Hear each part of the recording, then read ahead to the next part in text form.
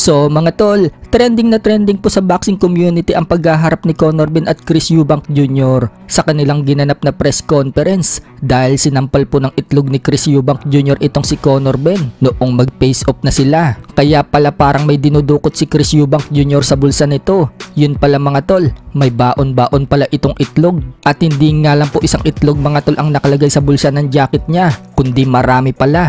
Sapul nga po si Conor Benn sa muka at hindi man lang ito nakailag. Hinilamos nga po ni Conor Benn mga tol ang itlog na tumama sa mukha niya. Galit na galit naman si Conor Benn mga tol at akmang susugurin si Chris Eubank Jr. Pero hindi nga po nakalapit si Benn mga tol dahil sa laki ng mga bouncer na nakapaligid sa kanya. Kaya walang ganti si Conor Benn. Makikita nga po sa mukha niya mga tol na sobrang bad trip siya. So kaya pala tinampal ng itlog ni Chris Eubank itong si Conor Benn. Wika ni Chris Eubank mga tol, 2 beses daw kasi nag-failed itong si Conor Benn sa ipinagbabawal na gamot kaya nasuspindi ito sa boxing. Kaya dinalhan na daw niya ng maraming itlog itong si Conor Benn. Habang si Conor Benn naman mga tol, galit na galit pa rin hanggang sa social media. Sinabi niyang yan na daw ang huling kamay ni Chris Eubank Jr. na dadapo sa kanya at hindi na daw yan mauulit sa laban. Banta pa ni Conor Benn mga tol, hanggang 2 rounds lang daw sa kanya itong si Chris Eubank Jr.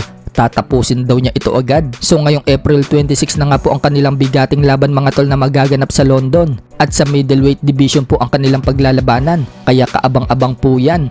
Sa kabilang banda naman mga tol, magandang balita po para sa dalawa nating na Filipino fighters na sina AJ Pasiones at Leonard Sarcon. Opisyal na po kasi silang pumirma mga tol sa Viva Promotion. So ibig sabihin mga tol, ang mag-amang Gibbons na po ang hawak sa dalawa nating undefeated boxer. Si AJ Pasiones nga mga tol, may record na 10-0 with 5 knockouts. Habang si Leonard Sarcon naman mga tol, may record na 13-0 with 5 knockouts. Kaya magandang break po yan para sa ating mga Pilipino boxer. Sa iba pang balita mga tol, ang isa pa nga pong alaga ni Sean Gibbons na si top 2 contender sa WBO Super Bantam na si Carl Martin. Matinding nga po ngayon ang ginagawang pag-iinsayo. Makikita mga tol na pinapatibay niya ang kanyang leeg habang may buwat-buwat itong mabigat na dumbbell. Wika nga po ni Martin mga tol, pinapatibay umano niya ang leeg niya para hindi daw siya manlupaypay. May basher naman po ang nagkomento mga tol sa video ni Martin at sinabing ang lupit daw ng training ni Martin.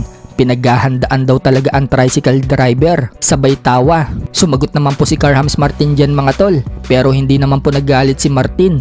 Bagkos ito po yung sinabi ni Martin. Yes po, may nagkomento naman dyan mga tol at sinabing ituloy lang daw ni Martin ang kanyang ginagawa. Pasalamat din daw siya sa mga bashers para daw sa engagement. Umagri naman po si Martin dyan mga tol at sinabi niyang need daw talaga niya ng mga bashers para daw sa engagement.